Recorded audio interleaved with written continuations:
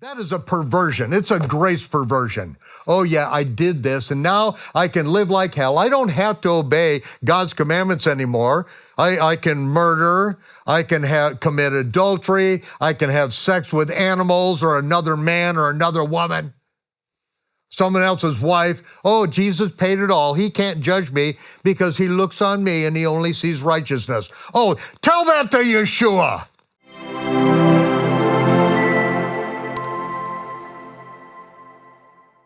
I wrote in the first chapter of the Mystery of Iniquity, the fear of the Lord, the fear of Yehovah, is the beginning of knowledge, without which there are some things that cannot and will never be understood.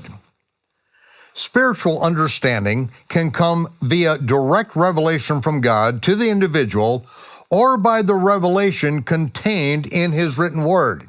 And that is what we rely on, the revelation contained in his written word. So many times I hear people get revelations, they get dreams and visions, they get taken to heaven, they get taken to hell, they get these things, and it contradicts the scripture. We are not going to listen to those who do not speak according to the Torah and the commandments, who do not speak according to the written revelation of the word of God. And this revelation that's in the written word came to us by direct revelation from God to his prophets.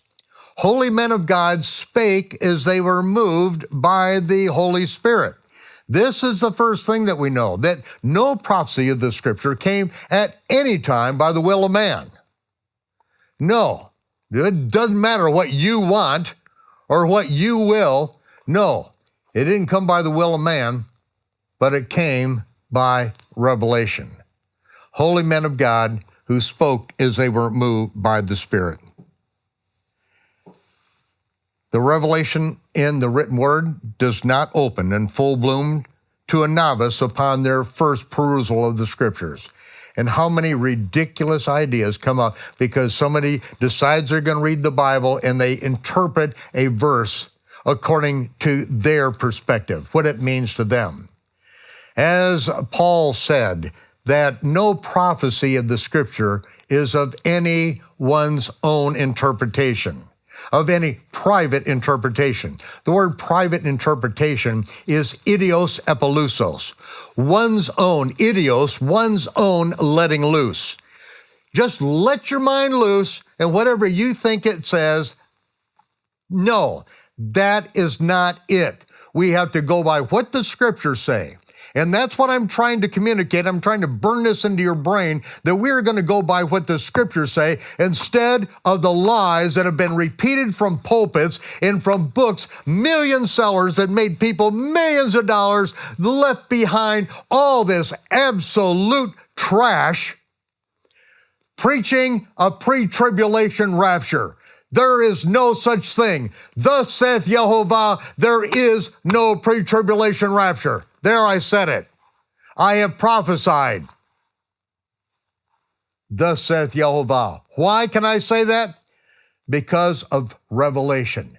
Direct revelation from God to his prophets who wrote it in the scripture. And I'm going to read it, every line to you, so that you will never make this mistake. Why am I yelling? Because I'm trying to burn it into your brain. I'm not mad at you. I'm mad at Satan. I'm mad at the church. I'm mad at the religious world for attacking the truth. And so I'm attacking back. I am a soldier who is attacking Satan on the very ground that he is dominating at this moment in time. Because the mystery of iniquity is about to unleash all hell upon planet Earth. And it's already happening. We can see it on the news every day. Why do the heathen rage and the people imagine a vain thing? The kings of the earth and the rulers of this earth, the deep state, the atheist, the socialists conspire together against Yehovah and against his anointed.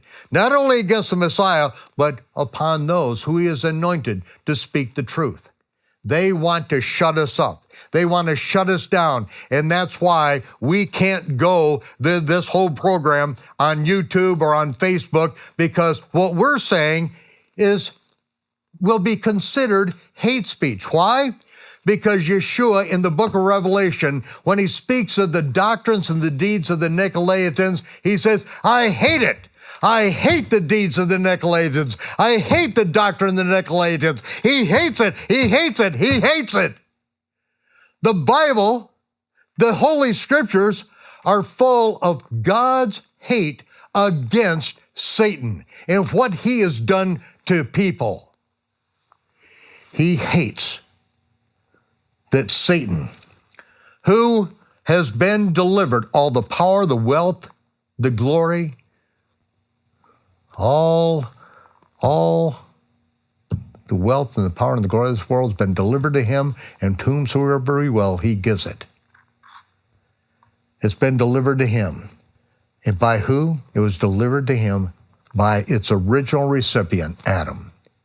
And when Adam delivered it to Satan, there was no getting it back. We're going to read about this in the book of the Revelation when we get to that. No way to get it back. And so he gives a piece of his new world order, his atheist, his antichrist, his anti-God world. He gives a piece of it to those who will bow the knee. And these people who will bow the knee to Satan, there is no such thing as truth. They will lie. They will lie to anyone. That's why we have an opportunity to elect leaders in this country, and we should never elect anyone who does not believe in God and God-given rights, because that's the foundation of this nation. In America, we hold these truths to be self-evident. All men are created equal in that they are endowed by their Creator with absolute, certain, absolute, inalienable rights. Rights that no pope, no king, no religious or civil tyrant has a right to alienate from the people. Rights don't come from the government. Rights are antecedent to the Constitution. Rights come from the great legislator of the universe, God Almighty. So a quote from Samuel Adams, John Adams, one of the authors of the Declaration of Independence. His brother stated, our rights come from God. That's what this country is founded on. This country is not founded on, this strength is not diversity. No, that is a damned lie. It's not diversity, it's united. It is united in our declaration that God Almighty has given man rights that no one has a right to challenge, and we are staking our lives, our honor, our fortunes, and we are putting it all at risk, and we are going to war against the King of England to establish that nation, one nation, under God, united under God. We are right now training for our positions. We have been given talents by Yeshua. Talents back then was money. It's a parable. We have been given talents, and we are supposed to invest them for the kingdom. When Yeshua comes back, he's going to take inventory. It's called the sea of fire and glass. Our works are going to be tried by fire. If our works are burned, then we'll suffer loss. But if we build on the foundation of Yeshua as our Messiah, gold, silver, and precious stone, that's going to be purified in that day, and we are going to be rewarded according to what we have done. Done as what? As priests and kings who rule by his authority now, who are occupying till he comes now, who are doing what he has told us to do. And in our next section, we're going to get into that after we close down from this public address. Because what we have to say is not going to fly on Christian television because they've already shut me down in so many areas because they don't want me messing with their sacred cash cows out there. They shut me down on social media because there are things that Yeshua hates and I hate them too. And I'm going to speak out on these things. If you're thin-skinned, if you just want a sweet baby Jesus message, then, you don't even have to turn us off. We'll go off. You have to go find me on our network because I'm not done. Let's continue on. Without the fear of the Lord, there's some things that cannot and will never be understood. A case in point is the book of Revelation. It says right at the very beginning, the very first verse. Now, regardless of what it says in the title right above, it says the revelation of St. John the Divine. What a horrid, what an insult. The book of the Revelation, this is the only book that Yeshua wrote personally. John was simply his scribe.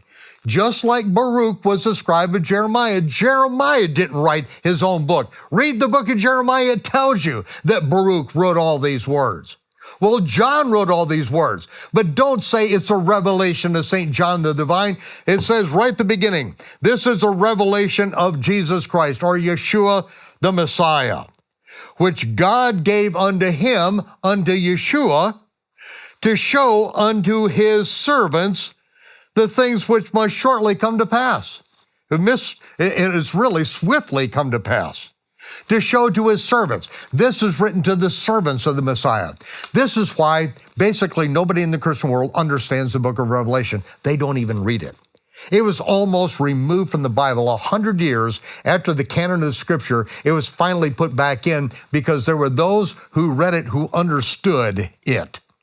But those who first assembled the canon of Scripture, the Council of Nicaea, these guys, they were Gentiles and most of them were complete idiots. Wouldn't know the Word of God.